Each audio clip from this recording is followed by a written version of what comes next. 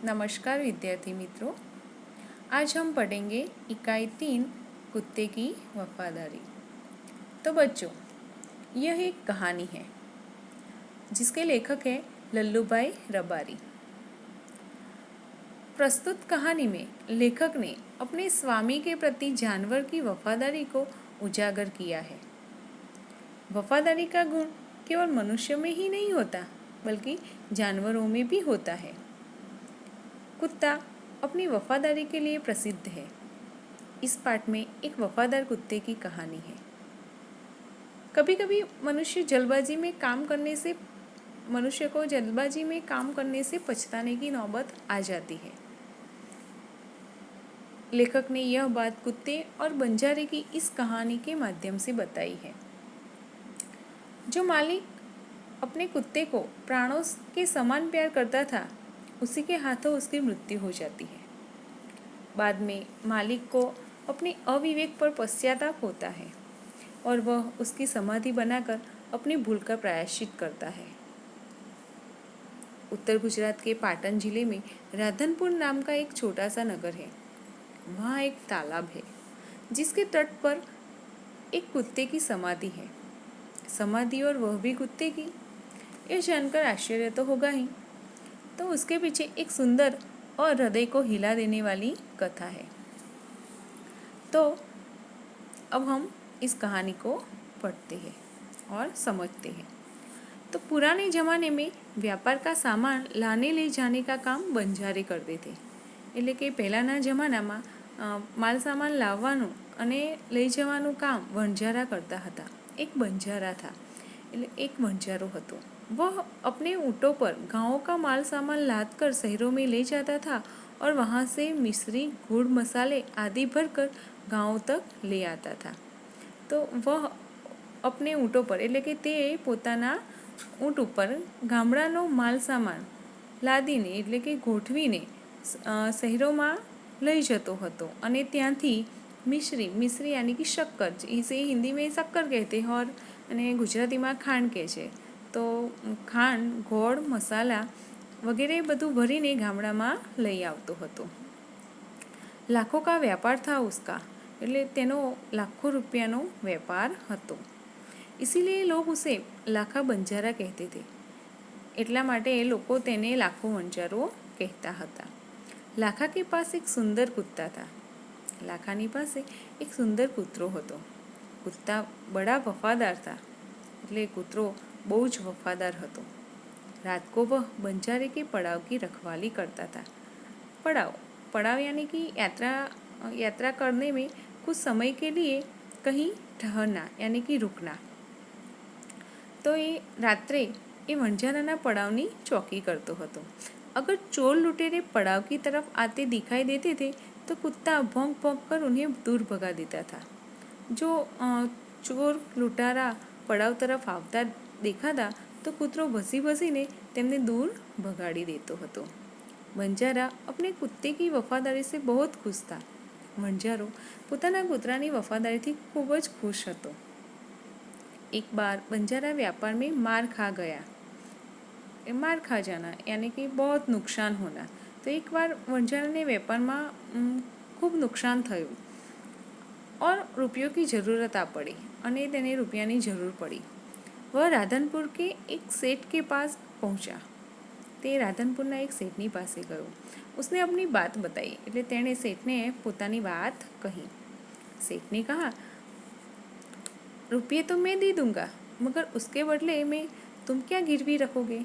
गिरवी यानी कि तुम अपनी क्या अमानत दोगे मुझे?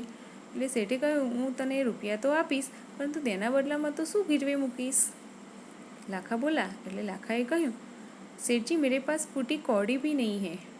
એટલે કહે છે कि મારી પાસે फूटी कौड़ी ना होना એટલે बहुत गरीब होना, उसके पास में पैसे नहीं थे। એટલે કહે છે કે સેઠજી મારી પાસે ફૂટી कौड़ी પણ નથી, એટલે કે મારી પાસે પૈસા છે નહીં। मैंने व्यापार में सब कुछ खो दिया है, એટલે કે મેં વ્યાપારમાં મારી પાસે જે કંઈ હતું તે બધું જ ખોઈ દીધું છે। मेरी जबान पर विश्वास रखे और मुझे रुपये दे दीजिए, એટલે કે મારા વચન પર તમે વિશ્વાસ રાખો અને મને રૂપિયા આપો। मैं आपकी पूरी रकम सूद समेत 1 साल में ही चुका दूंगा। એટલે કે હું તમારી બધી રકમ सूद યાની કે વ્યાજ એટલે વ્યાજ સાથે તમને હું ચૂકવી દઈશ। सेठ बोला कोई बात नहीं। એટલે શેઠે કહ્યું કંઈ વાંધો નહીં, तुम्हारे प्यास यह कुत्ता है એટલે કે તારી પાસે આ કૂતરો છે, तो तुम इसे ही जमानत के रूप में दे दो।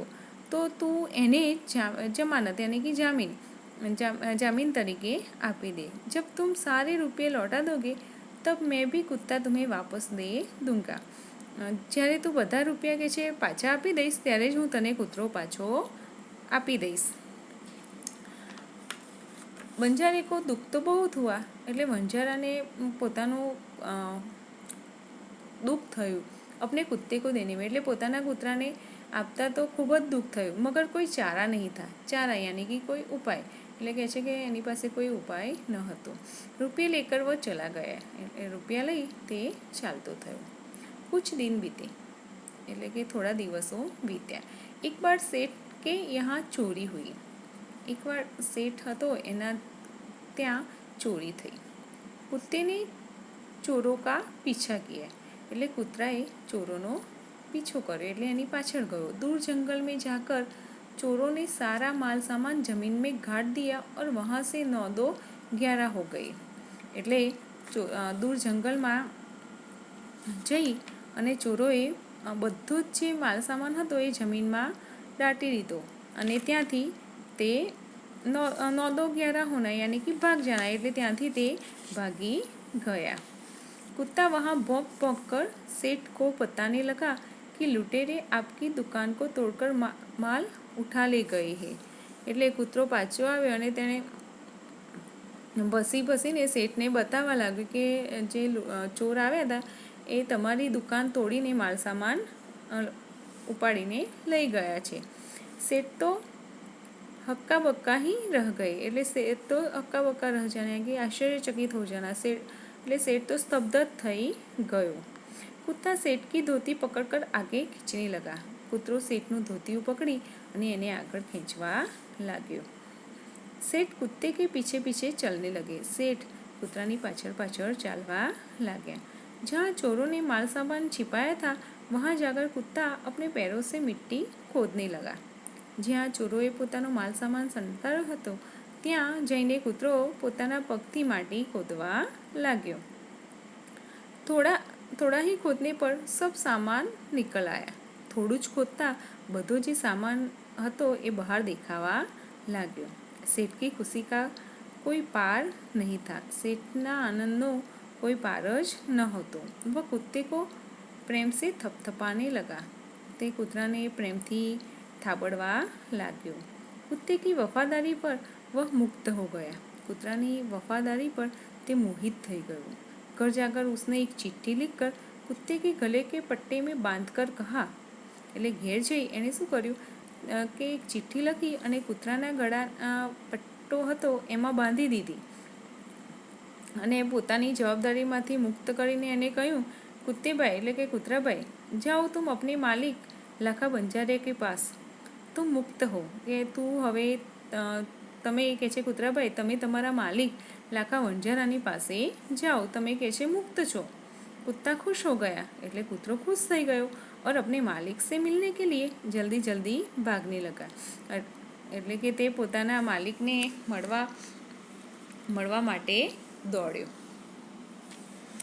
इधर लाखा ने भी व्यापार में खूब रुपया कमाया એટલે કે આ બાજુ લાખો પણ વેપારમાં ખૂબ રૂપિયા કમાયો। वह सेठ को उसकी रकम वापस करने के लिए उसी रास्ते से आ रहा था। તે શેઠને તેની રકમ જે એણે લીધી હતી તે પાછી આપવા માટે તે જ રસ્તે આવી રહ્યો હતો। उसने दूर से अपने कुत्ते को अपनी ओर आते हुए देखा। તેણે દૂરથી પોતાના કૂતરાને પોતાની તરફ આવતો જોયો। वह नाराज हो गया એટલે તે નારાજ થઈ ગયો। सोचने लगा कि कुत्ते ने मेरी जबान काट ली है એટલે કે કૂતરાએ મારી જે એટલે કે એવું કહે છે કે કૂતરાએ મારા વચનનો ભંગ કર્યો છે। उसने बेवफाई की है એટલે કે તેણે બેવફાઈ કરી છે। अब मैं सेठ को क्या मुँह दिखाऊंगा, એટલે કહે છે કે હવે હું શેઠને શું મારું મોં બતાવીશ. उसने આવ દેખા ન તાવ, એટલે તેણે સમજ્યા વિચાર્યા વગર બસ કુત્તે કે માથે પર લાઠી કા પ્રહાર કર દિયા. એટલે તેણે સમજ્યા વિચાર્યા વગર કૂતરાના માથા પર લાઠી એટલે કે લાકડીથી પ્રહાર કરી દીધો. કુત્તા બેહોશ હોકર ગીર પડા. કૂતરો બેહોશ થઈ ગયો અને તે નીચે પડ્યો. લાખાને દેખા કે કુત્તે કે ગલે મેં એક ચિઠ્ઠી બંધી હુઈ હૈ. લાખાએ જોયું કે કૂતરાના ગળાના જે પટ્ટો હતો એમાં એક ચિઠ્ઠી બાંધેલી છે. उसने इसे खोलकर पढ़ा, એટલે તેણે તે ચિઠ્ઠીને ખોલી અને વાંચી. લાખા तुम्हारे कुत्ते ने मुझे समेत रुपये लौटा दिए हैं.